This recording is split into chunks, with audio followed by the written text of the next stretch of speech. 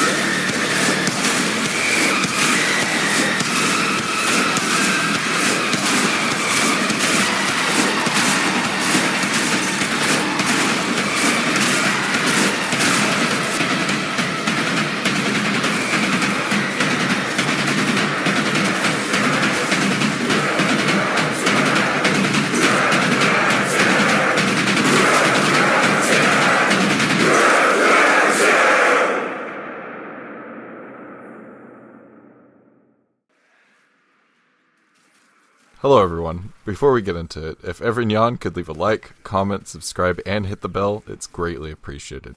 It helps spread the information for people that are looking for it. But this one was a long time coming. They just keep updating Melee, damn it.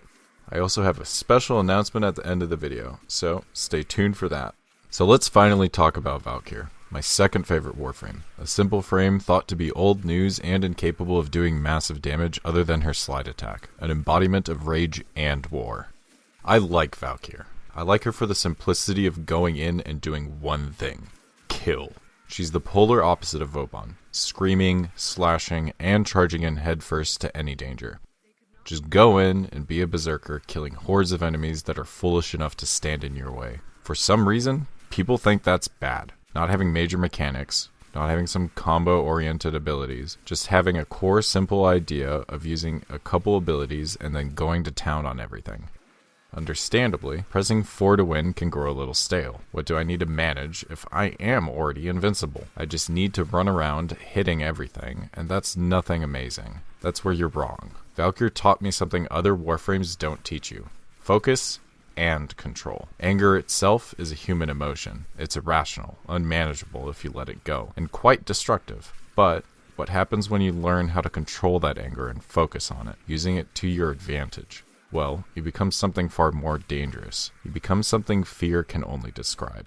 We all understand rage. We all know the properties of it. But Valkyr is so damn cool because of it. Her backstory and lore just add so much more. We will never know what the original Valkyr did, but we do know what she looked like. She was a representation of war and the mythological Valkyrie, with some slight blending of Egyptian cat mythology. But Alid V mutated and adapted her into a seething embodiment of revenge and anger, shouting for war, screaming at death, shrieking of pain. It's honestly such a cool concept. A failed Zanuka project gone horribly wrong. just so some of y'all understand why this is so awesome to me. A warframe is created off of the body and personality of a person infected by the gray strain. The frame itself will hold characteristics of the person who was forced to adapt with the gray strain. It evolves quickly into something that can handle the environment it was placed in, or adjust itself to what the person specializes in. But Alad V captured her and experimented on her. Alad V wanted knowledge on how to turn warframes into what he wants, forcing their bodies to go through an agonizing process of losing everything they were, and well, nothing about it is pleasant. It's a painful torture of being ripped limb from limb, put back together, having your mind erased and replaced, all to the whim of the torturer. While having all these experiments and pain being brought upon Valkyr, she became entirely rage, agony, and duress, forcing her to become the Valkyr we know today, the Angel of War. Her orange coloration is just a reminder of the failures of the corpus, a prisoner escaping from the confines of torture, and that's what makes Valkyr so damn cool. She's one of the few frames that adapted twice, evolution forced into action. So witness and learn how simple things can be turned into a melee war machine. I'll be going over Valkyr's passive and abilities with some tips and tricks along the way. Let's finally get this party started. Valkyr actually comes with two passives. The first one being 50% faster knockdown recovery. While nothing special or game-breaking about it, it's a nice addition to have in the early to mid-game, but lacks use when you get into the late game. It also stacks with Handspring, making knockdown recovery almost instant, but the second passive is better comparatively. You are immune to hard landings. This means, at typical heights that your warframe would need to catch themselves from landing, Valkyr keeps moving, so it acts as a Kavat's Grace for free on Valkyr. But this also means you can't use heavy impact, since you need to do hard landings for that. Pretty nice utility passives. Valkyr's first ability is Ripline, a high mobility grappling hook with multiple uses. Ripline, when cast, will do one of two things depending on what you are targeting. If you are targeting terrain, you will pull yourself forward, closing that distance while gaining a boost of momentum. When targeting an enemy, you will yank them towards you, causing them to ragdoll. And, depending on the distance, they will fly way past you or land close to you, allowing you to get in a ground finisher. It deals slash damage and comes with a combo cast mechanic with a grace period of 1 second. Multiple uses doubles the damage and reduces energy cost by half, giving you up to 400% damage bonus and 75% cost reduction at max combo. Ripline is also a silent ability, even with its sound effects present. Additionally, while you are aiming at a surface, it is treated as a one-handed action, so you can still shoot and reload while doing your best Spider-Man with a gun impression. When cast while targeting an enemy, you get a special animation that yanks the enemy, making it not a one-handed animation and rooting you in place. When cast at nullifiers, Ripline will travel straight through and still drag you through the bubble, but the second you make contact with the bubble, it deactivates. You also can't pull anyone out of the bubble. Ripline also allows you to pull your allies around too. This can help in sticky situations where somebody is stuck in a bug of some kind, or just mess with your friends. Ripline also comes with an augment called Swingline. After a successful Ripline cast, so long as you remain airborne, your next 4 activations of Ripline are free. In addition to that, you also get 20% parkour velocity. You can see how many free casts you have left on the ability icon itself. While a nice addition for movement, it's not really needed due to the cost reduction Ripline already gets for free. But, depending on what you're wanting to go for, it can help out with an airborne style build. Now, this ability is not the best thing in the world. I know. It only pulls one enemy, does no real damage, and the start of the mobility is a bit slow. But in addition to all the movement options we have, it's a nice boost to keep the momentum going when you get used to it. It allows you to fly with its combo mechanics, keeping you out of harm's way. I like using it as an emergency anchor when I have it available, but that's for Steel Path. For normal difficulty, this ability can actually kill fairly efficiently. Since it's spammable, it can be a fun way to kill multiple targets quickly, because sometimes you just want to tell your enemies to get over here. Ripline is also my preferred ability to swap out with other abilities when using the helmet system. Valkyr's second ability is Warcry. Now we can start getting into what makes Valkyr a melee monster. When cast, Valkyr stands in place, letting out a buff and debuff at the same time. For the buff, you give yourself and allies near you on cast an attack speed buff, along with an armor buff, granting you and your team more melee DPS and survivability. When cast on enemies in range, they gain a 75% slow debuff for the duration of the ability. One of the downsides for Warcry though is that it can't be refreshed once activated. You have to wait the timer out to cast it again. An interesting aspect about Warcry being removed by nullifiers, if a teammate walks into the bubble while they have the Warcry buff, they lose the buff. But if you walk into the bubble, everybody loses the buff. This means that the buff is attached to you. Warcry also comes with an augment I highly recommend. If your main focus for Valkyr is to melee, which is pretty much most of the time, Eternal War lets you refresh additional time into your Warcry with each melee kill, making it last longer so long as you are killing with melee. This is basically a band-aid mod since having to recast Warcry all the time isn't fun, especially with its long cast time. The other good thing about it is that it adds time to your allies' buffs as well. Other than the fact that Warcry can't be recast, the ability is strong. It's that simple. It helps support a melee-focused playstyle and helps with survivability, increasing Valkyr's already massive natural armor pool. Sadly, this is not as useful when using your fourth ability, but we'll get to that later on how to take advantage of it. However, in some builds, you can actually run a low-duration build and use Warcry as a form of CC on enemies. A poor man's gloom, basically. Warcry is also the ability the Helmuth takes from Valkyr to give to other warframes. Other melee-focused frames can enjoy the benefits of Warcry and Eternal War, giving them a nice boost when needed. Valkyr's third ability is Paralysis, and this one is kind of an odd one. When cast, Valkyr roots herself in place, hitting a wide area. The scream deals impact damage along with a knockback and stuns any enemies hit in a full 360-degree area around Valkyr. Stunned enemies are also vulnerable to finisher attacks, which is a nice bonus. But here's the weird part of the ability. The damage calculated for the ability is based on 33% of your total shields on cast with a massive multiplier. This shield amount is also used as part of the cost for the cast. Valkyr has a fairly low shield amount, while the damage multiplier can go up to massive numbers. If you are at full shields, you will basically be dealing max damage, and repeated uses of Paralysis just keep lowering the damage number. Overshields, however, do come into account when calculating the damage. You can also fully get rid of your shields by yourself, but since it's percentage based, it will take a hot minute to do so. Also, enemies affected by status effects that cause a stun animation, such as electric or heat procs, can cause enemies to not be stunned by Paralysis, which won't let you do a finisher attack. Paralysis comes with an augment that changes the function of the ability substantially. Prolonged Paralysis changes the cast to instead pull any enemies caught in the scream directly towards you while being severely slowed and falling to the ground, opening anyone caught to ground finishers.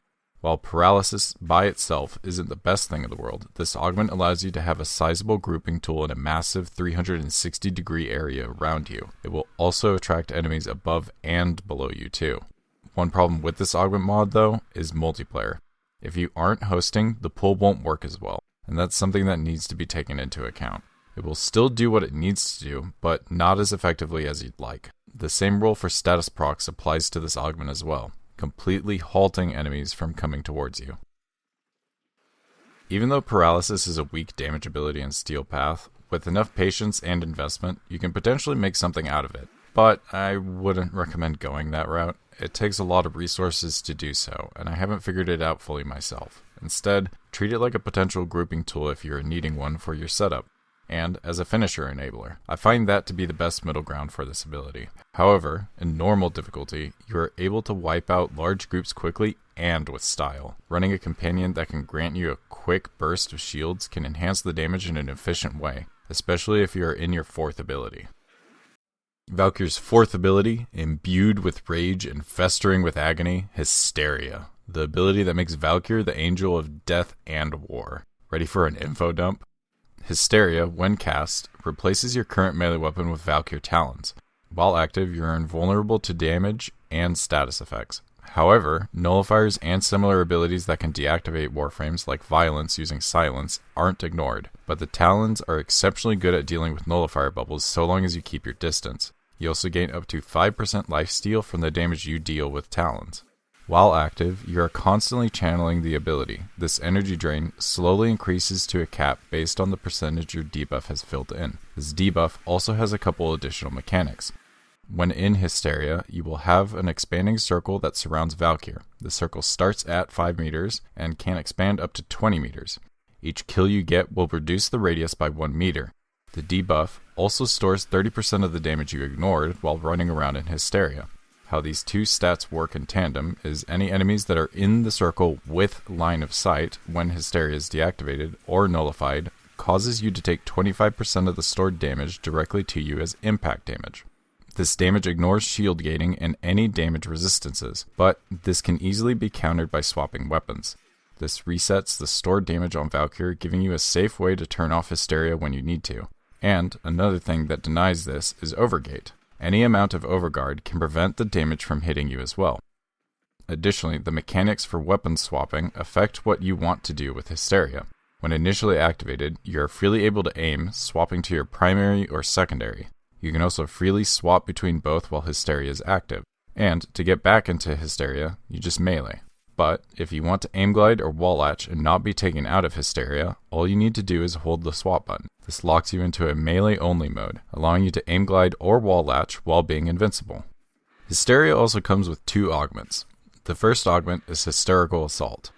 When aiming at an enemy with Hysteria active, this augment allows you to pounce onto what you are targeting from a great distance when you melee while aiming, keeping you right in the action. This works off of wall latches and when you are swapped out of Hysteria, enabling you to have an extra boost of movement so that your rampage can continue. This mod can also go in your Exilus slot, saving you necessary mod space. The second augment is Enraged. This allows you to change the mechanics of Hysteria while also giving you an exceptional power boost. Enraged increases the damage and crit chance by 200%. It also changes Hysteria from an energy drain ability to a duration-based ability, while also having downsides. The cost per cast goes up to 50, but also, after you exit Hysteria, you get a matching cooldown based on how long you were in it. Meaning, if you are in Hysteria for 8 seconds, you get an 8-second cooldown until you can cast it again. Now, this augment is good. It has great upsides, and with more knowledge of the game, you can easily abuse this mod to make yourself invincible.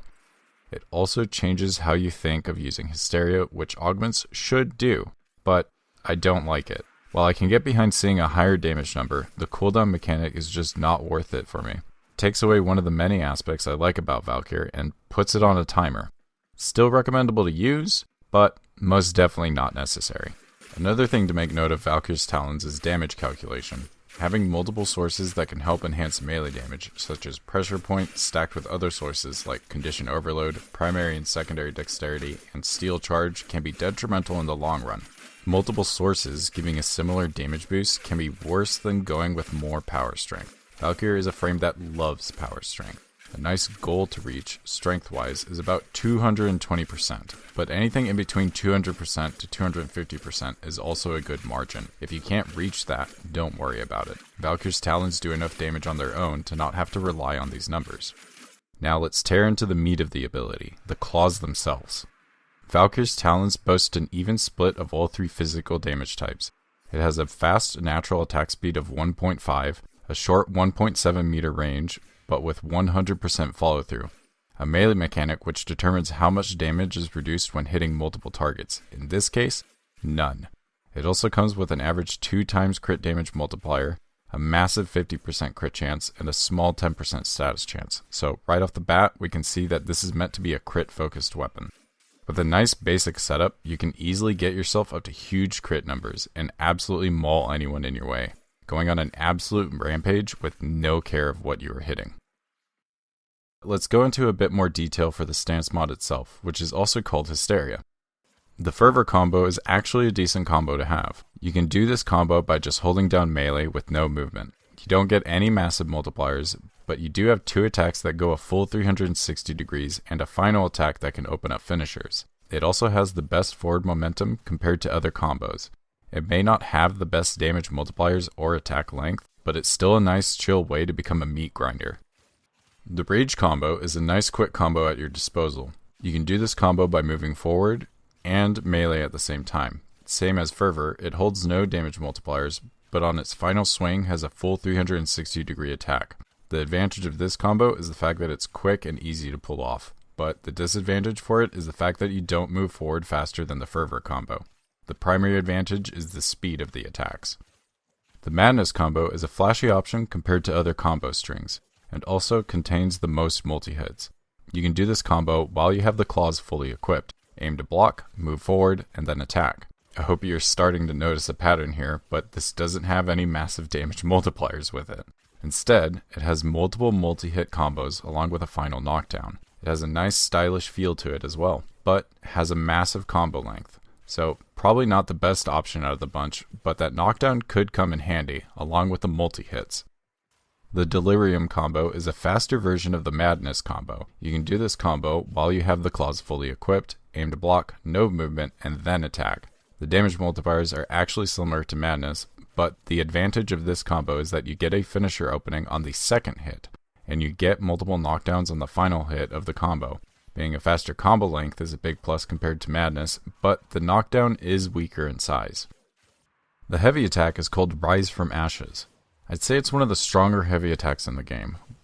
While basic in combo standards, it has a nice advantage of giving a massive damage multiplier on 2 big hits. To perform this, you need to press the heavy attack button, which is middle mouse on PC. The initial hit has you slam hard into the ground, hitting anyone around you. Any survivors to the slam are given the lifted status for a short period of time. The second hit has you doing a flurry of attacks, forcing the enemy to stay lifted or get lifted if they survive the attack. Easy, simple, devastating burst damage. The launching spring combo is the slide attack. It's a full 360 degree coverage, high damage multiplier, multi-hit combo.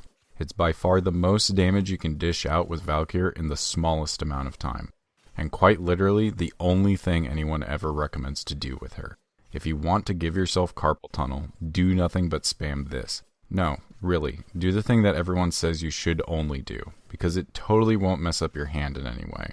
But for real, this is a high burst move that can kill anything in its path, and you don't need to spam it. It can kill acolytes in 1 to 2 swipes, delete anything bothering you, or get you going somewhere fast since the combo window is fairly short. It's strong, but it shouldn't be your focus when playing Valkyr. It just makes shit boring. There's a reason the spin to win meta died. The 1-point combo is actually a decent combo. You need to be in the air to do this. Aim gliding or just being in the air works. 1 point actually has damage multipliers with it, granting you the highest damage multipliers and a fast combo length too, sporting a knockdown on the final hit. This also covers a massive area around you, giving you a nice advantage to just swing in every direction like crazy. One of my preferred moves to do is to just jump and do a quick glide to cut up any massive group of enemies around me. The Through Strike combo is a single high multiplier hit that can knock down enemies, and nobody uses these attacks, but like, it's there. You can do this off a wall latch, no real need to use it. It's also incredibly hard to hit for some reason. The Roaring Drums combo is enabled when you do a ground finisher on any amount of enemies. To do this, you go up to an enemy still on the ground and press the interact button. You can also spam the interact button to hit multiple enemies around you. It's a high damage multi-hit combo that kills anything in a short duration. Additionally, any enemies close enough while doing this combo are likely to get hit and experience the full brunt force. The Slam Attack combo surprisingly doesn't have a special name, but it's quick and easy to execute. You can do a regular slam by doing a basic attack in the air when you're looking at a downward angle, and for a stronger version, you can do a heavy slam, which you do a heavy attack instead. They boast high damage for the short duration they swing, and force enemies to get lifted into the air. Each has their own set range values not affected by mods. A normal slam is 7 meters, while a heavy slam is 8 meters. Some extra things to make note of for Valkyr are the fact that all of Valkyr's abilities, with exceptions to Ripline if you aren't aiming at an enemy, can be cast while in the air, aim gliding, or bullet jumping. This helps keep your momentum, that way you aren't standing in one place. You'll die more times trying to save your skin getting into Hysteria than you think. I have done that a lot back in the day. Valkyr's kit is straightforward, and that's not a bad thing. Not all exalted warframes have incredibly high damaging abilities. Sometimes you need an augment to help out that frame to deal more damage or stay alive. For example, Excalibur and Baruch, while their kits by themselves are strong, they have augments that help bring them up to speed with other DPS frames, and Valkyr is no exception to this rule. Something else to take away from Valkyr's simple kit is the fact that it's easy to learn, hard to master. Does she hold the same complexities like Vauban? No, But the more you play the kit and use its strengths, the more your skill grows, and with that, the more knowledge you gain. I didn't know quite a few unique aspects of Valkyr without the help of Nev. He's filled with experience for Valkyr. Even though he isn't a die-hard main like he used to be, I'm sure Nev can tell you what makes Valkyr interesting to talk about.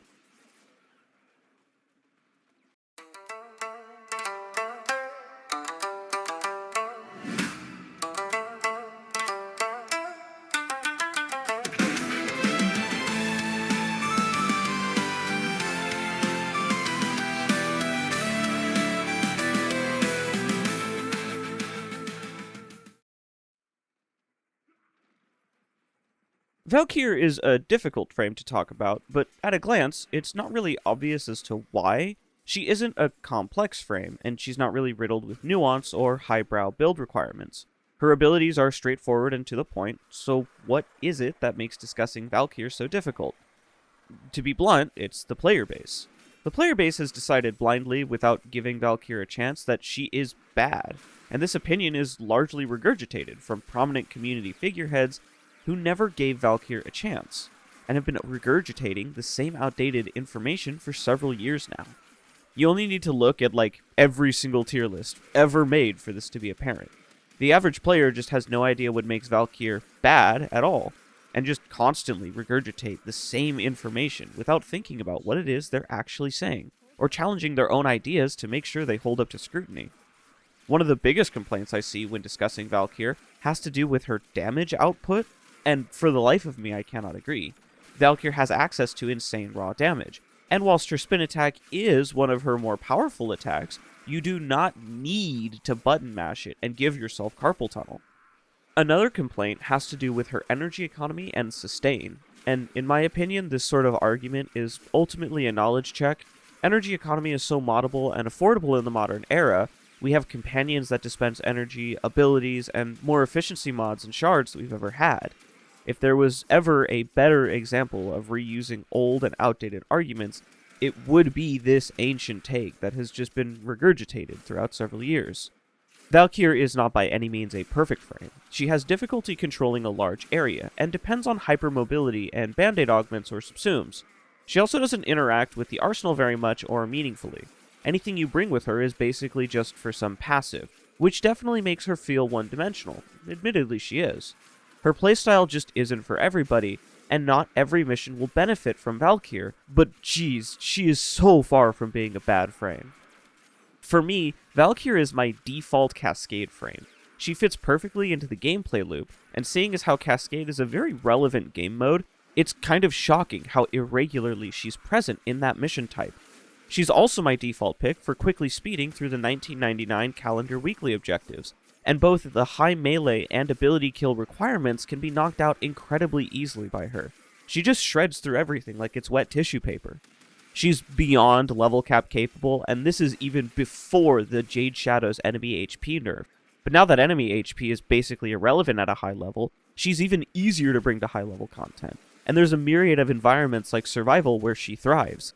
This isn't including the insane boost that we just recently got with Tekrot Encore, allowing Acolyte mods and Arcanes to be installed onto Valkyr, which is beyond cooked, genuinely overpowered.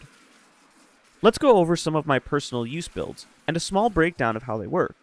For starters, I prefer to run Valkyr with 3 quality of life tools in her weapon slots, that being a nullifier bubble deleter, a passive overguard generator, and a movement stick.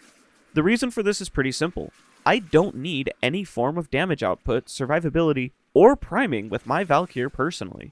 Even at level cap, and even before she got access to the overpowered melee arcanes, Valkyr has been able to rip and tear her way through every enemy I've thrown at her for a long time now. With how much easier it is to deal hundreds of millions of damage compared to before, I prefer to leave the entirety of my damage output on my talons, and I want to spend as little time using other weapons as possible. A nullifier bubble killing weapons are just an insane quality of life, and personally, I cannot run a Corpus mission without them. As mentioned by Professor earlier, Overguard can be used as a death gate to prevent you from succumbing to Valkyr's accumulated damage. In my experience, the best Overguard generators are weak weapons with high status chance, and good fire rate but very low damage output. Movement sticks are pretty self-explanatory. Pick whatever makes you move the fastest, in our case the Praetos, and we'll pretty much never be touching it outside of occasionally smacking violence to death with it. Another great substitute if you don't have the Praetos is the Telos Boltes, which has some other unique weapon passives like grouping and force procs in exchange for a bit less speed, if that's something you're interested in. For focus schools, I strongly recommend using either Unairu or Madurai, as you could and should be supplementing your combo duration with an arcane dexterity.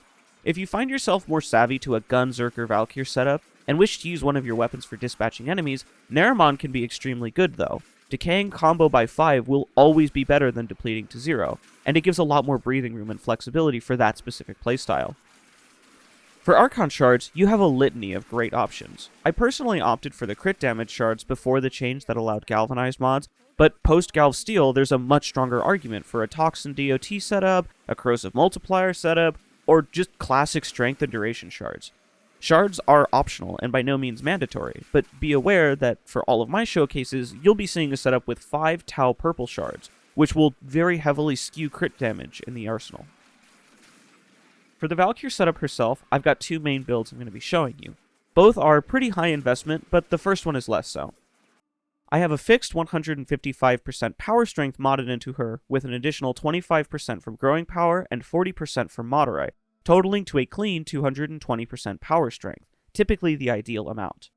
Our duration sits at 152 before multi-efficiency and 188% when fully utilizing the arcane.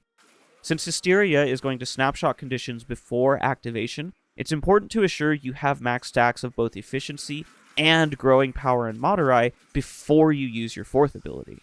We have a positive efficiency at 130%, as well as equilibrium to really double down on energy economy, but this is largely unnecessary and can be very easily replaced with some casting speed or other quality of life. Finally, we have 2 augments, Prolonged Paralysis and Eternal War. These are my 2 personal must-haves and are both complemented with 160% range to capitalize on them as much as possible, without hindering our strength investment. You might have noticed that I haven't mentioned the Subsume yet, nor have I mentioned the fairly mysterious arcane battery present, so allow me to introduce you to the most redundant Valkyr setup. Let's break this clip down. Remember how I mentioned that I like to have an overguard generator on Valkyr when I run her? I misled you slightly, by not including the fact that you can generate overguard with a variety of tools. Chroma's Ice Ward behaves as weapon damage when reflecting damage taken to a nearby enemy. If the damage you reflect happens to hit any overguarded unit, you will generate some given that you have a secondary fortifier present on your weapon. Chroma's Ice Ward has a pretty short range, but that doesn't matter. Valkyr gets close and personal, and having Ice Ward allows you to generate overguard passively whilst remaining invulnerable, basically removing the need for you to have your secondary weapon as an overguard generator and freeing up the Gunzerker playstyle much more. This makes priming enemies safer, which can also lend itself well to enhancing your Talon's damage against specific enemies if you don't have a lot of mods or endo to invest in the early game. Next, my personal daily driver setup.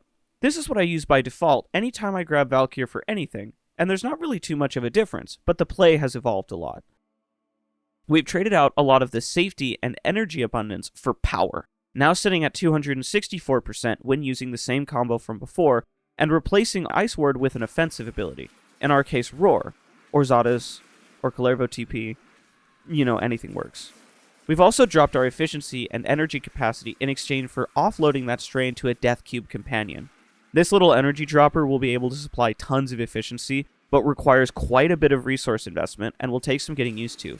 He also demands a higher KPM, as he won't dispense enough energy if he's not assisting in kills. Besides those 2 things, this mod setup is largely the same, but we now have access to a free arcane slot that can do anything instead of just energy economy. For my setup, I opted for more generic melee damage, which helps speed up time to kill in lower level content, but it's far from necessary, and power strength or even keeping the energy economy picks will still work just fine. The point is just to squeeze as much value as we can out of our new real estate. Finally, let's take a look at the different setups for the Talons. These first 2 setups are meant to be lower budget and more affordable for low and mid-level players. I want you to immediately detach yourself from the idea that you need arcanes or galvanized mods for these weapons to perform well. All 3 of these setups are more than capable for pretty much all content you would ever see in normal gameplay. For any of these setups, you can replace Prime Pressure Point with Condition Overload if you're running the Gunzerker Valkyr, as priming becomes much more prevalent in that playstyle. Proton Snap deserves a special mention because it's by far the most obscure part of my main build, but easily the one that requires the most thought when using. Proton Snap is a flat 50% status chance that's added on to your final status chance after mods, as well as a 100% toxin that is additive with mods. This means that since Valkyr's Talons have a base of 10% status chance, maxing out Galvanized Elementalist and Weeping Wounds, we're sitting at a lukewarm but still usable status chance of 66%, with Toxin procs accounting for about 60% of total procs at this rate.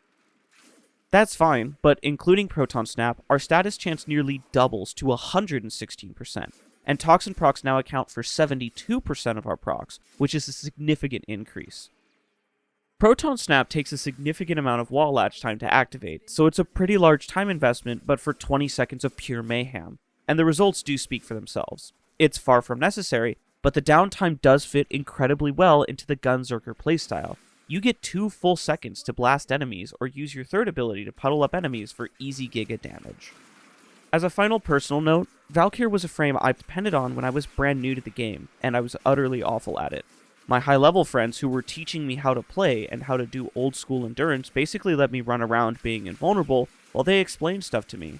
And I just remembered how I was baffled that any of them could survive the awes of level 200 when the instant I ran out of energy, I was toast. As I got better and more advanced at the game, I graduated from Valkyr, and left her in my mind as a stepping stone. I didn't really respect her or what she was capable of. I was busy learning and discovering and getting into my first ever level caps with frames that I felt were more powerful. By the time I revisited Valkyr sincerely, I was a completely different player, and my understanding of the game had evolved so much that I realized a lot of my preconceptions about her were just outdated. The introduction of the helmet system really did a lot of damage to Valkyr in the eyes of the average player. A lot of them exclaimed that her best ability was given to others for free, and I internalized that until I came back and realized how ridiculous that was to think. Valkyr has gone from being my high-level crutch to being one of my favorite and most dependable frames for hyper-aggressive content, and she's one of my daily driver frames for specific game modes and grinds now. Massive thanks to Professor for letting me come on here and yap at you guys for way too long. I've got my own YouTube channel, and I try to do a live stream at least once a week. You can stop by there and just drop any questions at me if you are into educational content, or just watching somebody yell at Nova Umbral. Okay, bye. Thank you, Nev. I appreciate you helping out and sharing your thoughts on Valkyr. If you'll get a chance, go check him out. He loves to stream and teach people fundamental mechanics of Warframe, and also show people some stupid crazy shit you have never thought about before. There's a link to his channel in the description below, so give Broski some love. But let's go over something I almost forgot: where to get Valkyr. You can easily obtain her from Alid V on Jupiter. No surprise there. But she's quick and easy to grab for anyone wanting to go on a Berserker rampage. And the materials needed to build her out are fairly cheap too. A super beginner friendly frame once you get to Jupiter. And finally, let's get started with the builds. For the early game, I have 2 builds for Valkyr, one with and without an Orokin reactor, and one for her talons. The reason why there's only one for her talons is because she automatically gets a catalyst on her talons even if you don't put a reactor in her. And the only other way to get Valkyr is by buying her off the market, or having her gifted to you, which automatically comes with a reactor. But here's the builds. You actually don't need a lot of resources to get Valkyr going in the early game. Simply put, her base armor can help you survive just about any incoming damage, and if you need to heal up, popping into your Hysteria can get you topped off. Now, I'd like to make note of something. While the builds have equilibrium on them, I would also recommend running Rage too. It won't help extend the time you're in Hysteria while it's active, but when you are low on energy, you can use your high armor and health to regain that energy back for another round. But Valkyr comes with a V polarity in her aura slot, and my number one recommendation is Steel Charge. This gives you an extra 18 mod capacity on Valkyr, along with additional melee damage. Valkyr also has 2 V polarities for you to work with, not 100% useful for now, but handy to have when you start getting more mods to use. Her talons also come with 3 polarities, 1 V and 2 dash polarities. With the low status chance, I find that focusing more on crit is the way to go, and this also comes into play with what element to use. gas seems to be the best option since one proc is enough to kill any enemies walking into it in the early game. Melee prowess can also be swapped around, but having it as a filler makes it to where your attacks have almost a 20% chance to proc gas. Not bad. Now for the mid game. Nothing much changes fundamentally about Valkyr's gameplay or how you build her, but we are able to set ourselves up to stay in our Hysteria infinitely. I do recommend using one Forma for one dash polarity. This gives you enough mod space to be able to use the exilus slot. But we are pulling what I like to call an old-fashioned. We are using both Streamline and Fleeting expertise to make the drain on our fourth more manageable. With a rank 3 Fleeting and a max Streamline, you will be at 5 energy per second on your drain on max debuff, which is pretty nice. You can also do a rank 4 Streamline and a rank 4 Fleeting to have less drain but slightly lower duration. The latter is the more comfortable option. The high base duration for Warcry is also not too affected by going into negative duration, especially since we have Eternal War. You won't be needing to recast it as much, and you should probably try and get this mod if you can. It's well worth it and can be found for cheap on warframe.market if you can't earn it from the syndicates.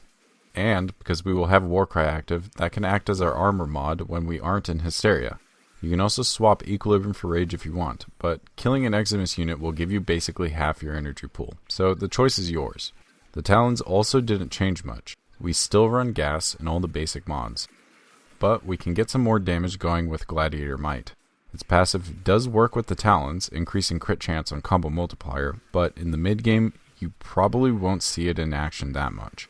Instead, we want additional crit damage from it. Also, Fury has been swapped with Berserker, a substantial upgrade. If you don't have that, Quickening is a good option too, and if you have neither, Fury can still keep up. The thing about Valkyr is that she gets more powerful the more resources you get.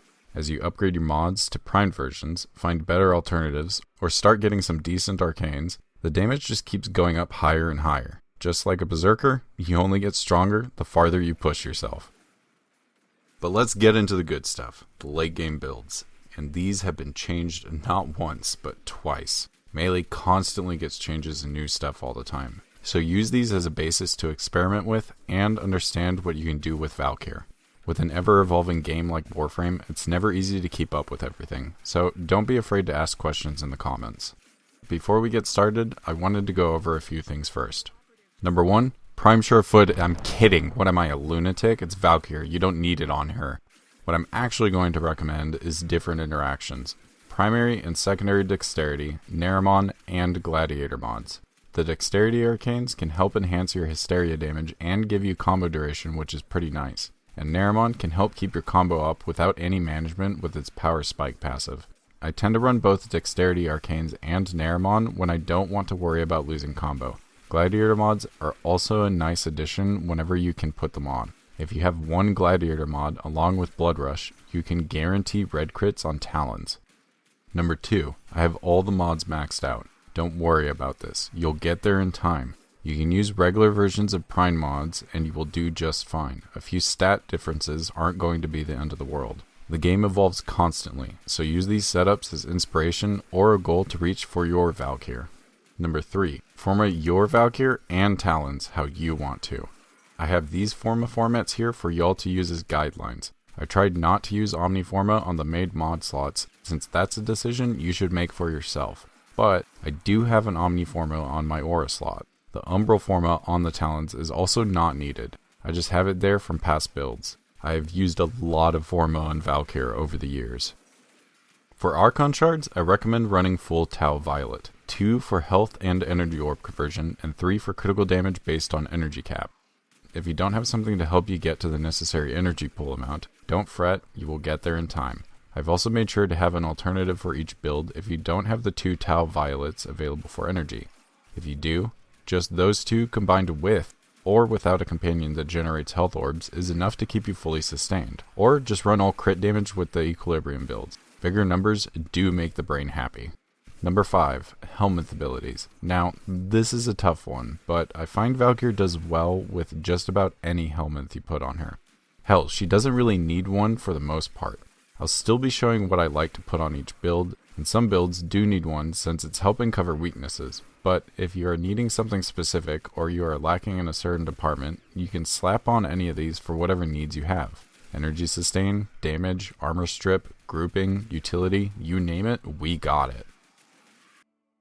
For the first build, I have NeverEnding Rage. This is basically classic Valkyr. You run around staying in your 4th ability the entire time, killing enemies to regain your energy. You got a solid amount of power strength to boost up your attack speed and talent damage. You also need solid energy sustain for the setup. The perfect option is Lycath's Hunt, giving you health orbs on melee kills. And if you have a companion spreading statuses for you, you can easily keep this up for free. You also have a good amount of range along with prolonged paralysis to group up enemies for you because why not? This also combos well with the talent build. Melee exposure as the arcane can give you a nice chunk of damage since our focus isn't really to do status effects. All you need to do is cast paralysis every 25 seconds to keep it up, and if you lose the stacks, well, just get it back up again. Another thing to note is spring-loaded blade. While we aren't running anything to help improve our status chance, it's nice to have passively in the build to increase the range of talons. 2 extra meters can do a lot, especially with how short the range is. I also prefer Opportunity's Reach as my Tennokai mod. A chunk of free range with extra time to pick your targets is a nice fit for Valkyr, but you can run whatever you want for that. With guaranteed red crits, nice grouping range, and the capability to just run around to destroy hordes of enemies is a nice casual setup to have. This setup actually was my only setup for a long time, but evolved constantly over the years. For the second build, I have Heavy Stride. This was initially a slam build, and a strong one at that, but I found it to be kind of boring doing only slams, so I turned it into a heavy attack build. But you can easily turn it into a slam build again with no issue. You might be looking at the setup and wonder to yourself, why the hell do I have melee crescendo and initial combo mods? That's because I wanted to have this built out for either long-lasting missions or a short run through and exterminate. Having to stack up crescendo every time you get into a mission can get a bit boring when you just want to slam your foot down on some fools. But if you find yourself to be in a mission for a really long time, you can use prolonged paralysis to help stack up your combo quickly. That's only on the non-equilibrium build though. For the equilibrium build, you can still do finishes with paralysis. It will take longer to do, but still works. Arcane Battery is also a great option for Valkyr, letting you take advantage of the massive armor pull from your natural armor stat and Warcry. Sacrificial Steel, along with 1 Gladiator mod, can also guarantee red crits for the heavy attacks only. You will see some orange crits if you basic melee, but with the attack speed from Warcry, that can help you enable Tennokai for even more devastating heavy attacks. I also wanted to cap out the heavy efficiency because having to wait for your combo to climb back up is boring to do. So I like to have the capability to run around and slam into anything anytime I want to. Silence is also a great option for Valkyr. While redundant against Eximus units with Valkyr, it's there to help prevent violence from messing up your day from deactivating Hysteria, but helping disable enemies' abilities is a nice addition for the team too. If you want to turn this back into a slam build, just change Prime Breach for Seismic Wave and you're pretty much set. The natural range of heavy slams isn't affected by range mods, so you get 8 meters of slam dunking no matter what. For the third build, I have Festering Claws. This is going to be a weird one. It's a status proc Valkyr setup, and you know, why the hell not? With the high amount of duration and power strength, I prefer to be running Nourish just for the additional viral damage and getting a chance to proc viral. But let's go ahead and get into the Talon build itself. There's a lot of moving pieces. Now, the Talons have a fairly low 10% status chance, which sucks, but that can be boosted up by multiple factors. Virulent Scourge or any dual stat mod gives 6% more. Galvanized Elementalist gives 12%, Weeping Wounds gives a total of 44% when at max combo, and, finally, Proton Snap can give us a flat 50% increase along with some toxin damage for 20 seconds when you wall latch for 2 seconds. Those total out to 122% status chance, which is massive. The good thing about this build too is you can run either Gas or Blast depending on what you want. If you run Blast, you can use Archon Continuity for the free toxin damage from Proton Snap to proc Corrosive too. But running Gas doesn't let you do that. The Talons also aren't running any massive amount of critical chance enhancers. That's because we want to do yellow crits with melee duplicate. That way you can double up on status procs for free when you yellow crit. And Galvanized Steel is the perfect mod for that, giving you a very small chance to orange crit and giving you additional crit damage when you kill enemies. 2 mods in one. But an alternative arcane to run is Melee Afflictions. The slams and block combos of Talons can knock down enemies with ease, letting you riddle them with additional status effects for free. I also got irritated with having to wall latch constantly and not being able to get quickly into the action again. So I put on Hysterical Assault. since you can use that off a ball latch, getting you right into the action again, which is the reason I didn't let the range go all the way down with a stretch mod, since the leap range scales off the range stat. For the fourth build, I have Gunzerker. This build is focused on gunplay along with the talons, abusing specific mechanics to give a unique gameplay loop and still allows you to use whatever guns you want on the angry kitty. So for starters, let me explain how to play this build. You have Hysteria on at all times along with Warcry. You don't keep yourself restricted in melee only, so every time you aim or shoot, you hop out of Hysteria to gun enemies down. When you lose shields, you melee to get yourself back into Hysteria and let your shields regen. Wash, rinse, repeat. It's actually fairly simple. If you get knocked down while you have your gun out, you can melee to make yourself invulnerable while you're getting up from the ground. Instant rolling guard, basically. Now let's talk about the unique aspects of this build. You have the standard stat line of duration and efficiency, getting you into your energy drain sweet spot. Shield regen mods for no cast shield gate mechanics. Synth reflex for reloading your guns when you aren't shooting them. And growing power for an extra oomph on your abilities to help all Phantom Eyes strip armor in 5 ticks. Sadly, for the Equilibrium version, we are going to have to sacrifice some power strength so you won't be at a 5 tick. You can run Terrify instead, or replace one of the shield regen mods if you don't mind waiting a little longer for your shields to come back. There's also an arcane nobody ever uses on this build, Arcane Primary Charger. There's also another that does the opposite effect, Arcane Blade Charger. This is to help encourage swapping between melee and gunplay. Since the buff lasts for 12 seconds, it's long enough for you to swap back and keep your combo going if you have something giving you a bit of combo duration, like the Dexterity Arcanes. Or you can run Naramon and not have to worry about that. I know a lot of people don't have these at rank 5 since they aren't ever used, so you can treat that arcane slot as a filler spot. For the Talons, we are running a fairly simple combo-centric build, giving us crit chance and status chance as the multiplier goes up. And we are running melee animosity.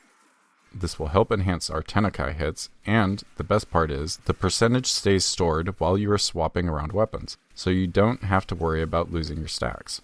But yeah, I wanted a build that allowed me to still have gunplay while playing Valkyr, and this feels like the perfect mix to me. It's probably one of the most unique things I've done with Valkyr, and it's not even manipulating her abilities in weird ways. It's just using mechanics she already has and expanding them. For the fifth build, I have Meat Grinder, because sometimes you want to be the favorite one. This build focuses on one thing and one thing only, being a conveyor belt of death. While similar to NeverEnding Rage, it takes the build into a different approach. Instead of grouping enemies with your Paralysis, you are instead using Melee Vortex with a combo-oriented Talon build. With Magnetic as the only element, we can proc Melee Vortex's pull effect pretty consistently. This also gives an advantage against Nullifier Bubbles and Overguard units since they are weak to Magnetic. And with the Helminth Ward Scythes, you can give any pulled groups of enemies an instant 10 stacks of viral, enhancing the damage even further, and we are also running 5 pieces of the Gladiator set. That, in combination with Blood Rush, at max combo is giving you 990% crit chance on your Talons, guaranteeing tier 2 red crits and having a chance to see tier 3 red crits pretty often. One thing to make note is the slow word size gives works slightly against Melee Vortex. The enemies will be pulled in at a much slower rate if they are still affected by the slow, but they still get grouped up for you, albeit not as effectively. Another Helminth option is Aquablades if the slow from the scythe is bothering you too much. Then you really can be a meat grinder. Sometimes I just want to see massive red crit numbers and be Cavalero's favorite little meat grinder. Is that too much to ask? For the sixth build, I have Get Over Here. This build is a strange take on Valkyr's capabilities, and honestly, a pretty cool one at that. This build focuses on being more of a step-by-step combo. We are running max range for this setup, making our Paralysis grab as many enemies as possible, with a massive 25-meter range. Then, you do a ground finisher on all of them, stacking up your crescendo fully, giving yourself max combo permanently. After that, we use Discipline's Merit to ensure a Tenukai hit every 4 attacks. This can be done with 4 ground finishers or just 4 basic attacks. Then group up all the enemies again and Tenukai Heavy Slam onto them. If you manage to get a gas proc on one or multiple enemies, you then just keep grouping enemies into the cloud with Paralysis or Coil Horizon, letting the gas cloud do all the dirty work. Lasting Sting is super helpful in letting this happen. With the negative power strength on the build, we don't really have the correct setup to allow us to use Warcry effectively. Precision Intensify is there to help counterbalance the negative of Overextended, that way the Talons can still deal reasonable damage. If you are wanting more attack speed, you can swap out Arcane Fury for Arcane Strike, changing the playstyle from finisher attack heavy to running around basic attacking everything once Crescendo is fully stacked. Molt Efficiency is a nice plus as well, giving a slower drain on Hysteria since you will cast abilities to group. Coil Horizon is in the build for one reason. I wanted to have an alternative that didn't rely on me being host, since Paralysis is a bit finicky with that. You can still do ground finishers and everything else with Coil Horizon like you can with Prolonged Paralysis. Just know, it sometimes can be a bit weird about it. While an odd one, this puts Valkyr in the position of a caster frame with a status damage focus. I also like this build a lot due to its high KPM, probably the highest out of all these builds. For the 7th build, I have something pretty basic, Gladiator. This build is meant to be a melee weapons platform. To be honest, there isn't anything majorly special about this. It's a typical health tank build on Valkyr that allows you to use whatever melee weapons you want. Adaptation, high armor from Warcry, and a solid amount of health to keep you going for a long time. Since we don't really care too much about being in Hysteria for a long time, the Rage mod can be used since it's more efficient on a low efficiency build. We are also running Hideous Resistance to help against status effects and to act as a prime sure-footed for us so we can go on a massacre without being knocked all over the place. The Talon build is also similar to Heavy Stride, but the Arcane is melee animosity instead, giving you extra power if you need it. Hysteria is primarily used for emergencies on this build, helping res a teammate, kill something quickly, or needing a second to breathe. And finally, for the last build, I have a JoJo reference, Cream. This is an unusual build to put on Valkyr, but surprisingly effective and hilariously so. This is basically an aerial attack build. You have Aerodynamic, Boreal's Anguish, Aero Vantage, and Patagium, giving you a lot more aim glide time than you should have. But the keys to this are Aerodynamic and Aero Vantage. Aerodynamic for the raw increase in aim glide time, and Aero Vantage to let you just float in place. Now, you might be wondering why evade. Well, we want to be invisible to take advantage of Arcane Crepuscular, giving us 3 times more crit multiplier and a small boost in strength. So, before you cast any of your abilities, make sure to be invisible first. But that's not the only bonus we are getting. On the Talons, we are running a melee duplicate setup with some slight status capabilities, but the real unique part of the setup is Modus Impact. This mod gives us 2 more meters of range while we are using aerial attacks. So with our aerials being the only combo with a proper damage multiplier increase, and alongside other range mods, we have a few unique properties.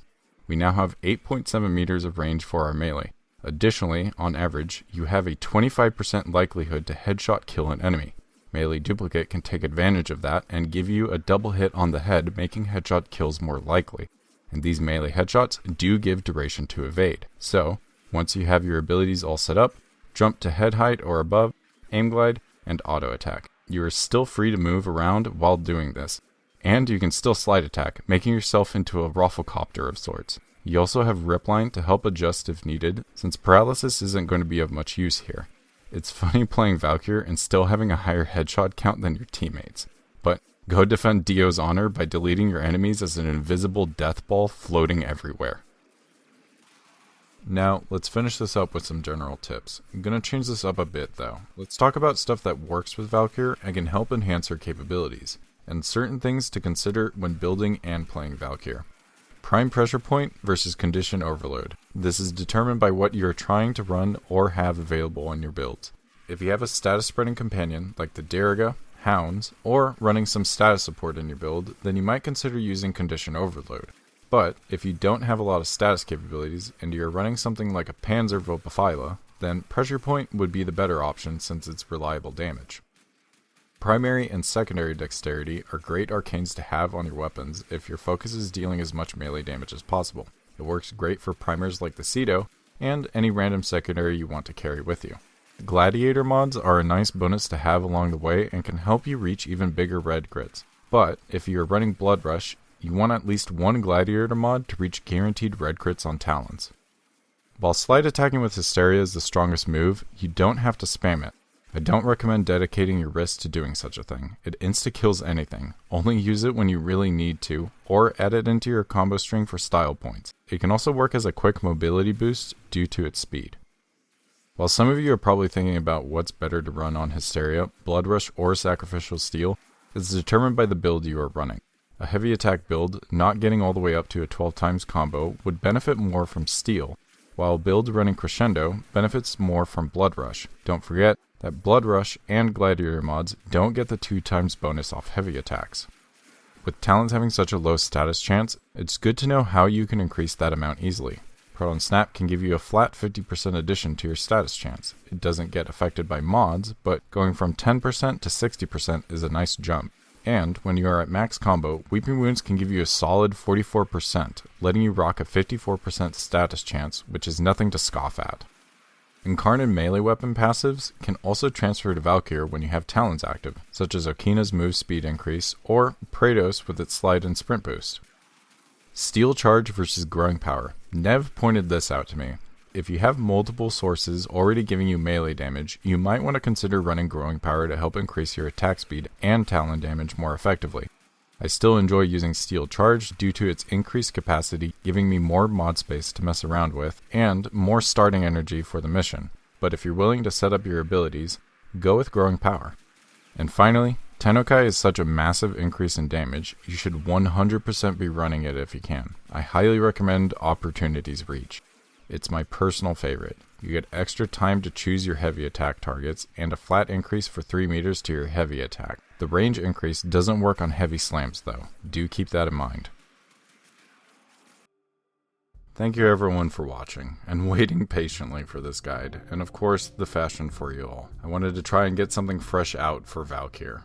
Well, as close as I can get it. I like making stuff built to last. But if you have any questions, don't be afraid to leave a comment, and if y'all could leave a like, hit the bell, and subscribe too, that would help out a lot. Make sure to go check Nev out.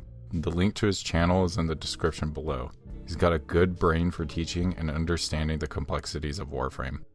Also go check out Sajin Khan as well. He did a phenomenal job voicing the intro. His link is also in the description. But thank you all for the support and kind words. When I started playing Warframe, Valkyr carried me through a large portion of my early game. Her high armor and healing from Hysteria was an easy gameplay loop I could get behind that was simple to understand. Of course, over time, Vauban eventually grabbed me fully, but Valkyr was always there, ready to go after anything I was having trouble with. As the game evolved, I would update Valkyr to keep her on point just in case. And even to this day, I'm still updating her because going on a Berserker rampage is satisfying. I gave myself a rule as well to not use melee influence in any of these builds. I wanted to show what the other options can let you do, but also I'm pretty sure just about everyone and their mother already knows how to make a melee influence build. It ain't creative, it's lazy. So why not be creative while everyone else does the obvious route, which, by the way, is still super strong to use, but that's to no one's surprise. Melee influence is the band-aid mod for melee weapons at this point. But I hope you got some fresh ideas from this guide to try out on other frames, or come up with something wild for Valkyr. I put a lot of time into this one because I wanted to show that Vauban isn't the only frame that can be bent in weird ways. Any frame can have multiple playstyles, even if the kit only aims at one kind of capability. Just think outside the box. Read the mods you never considered to use, or have forgotten about, and see what weird bullshit you can come up with. You'd be surprised what works half the time. Now, ladies and gentlemen, for our special announcement, I'd like to include you all willing to make it this far, to join in on a vote. No ordinary vote. I'd like you all to choose who gets the next guide. I've picked 3 Warframes for you all to vote for. Our first choice, coming from deep within Entrati Labs, created by a mastermind far beyond our own comprehension. A force so brutal and riddled with the failures of mankind. A reminder of what human expansion and destruction is truly made of. Made to be a weapon for the destined Tenno predicted by Entrati himself. A walking nuclear meltdown.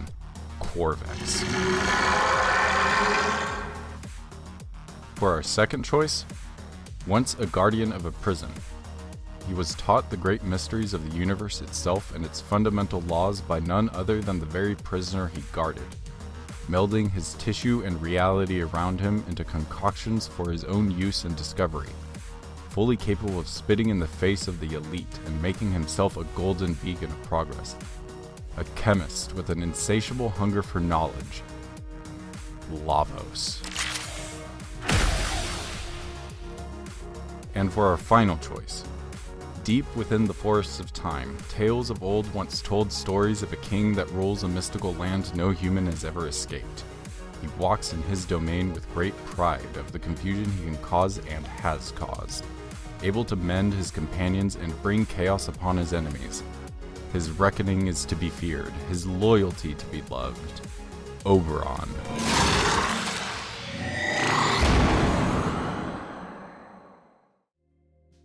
Just leave your choice in a comment below. My next dedicated Warframe guide will be one of those 3, but that about wraps it up for me. Y'all are more than welcome to join the channel Discord.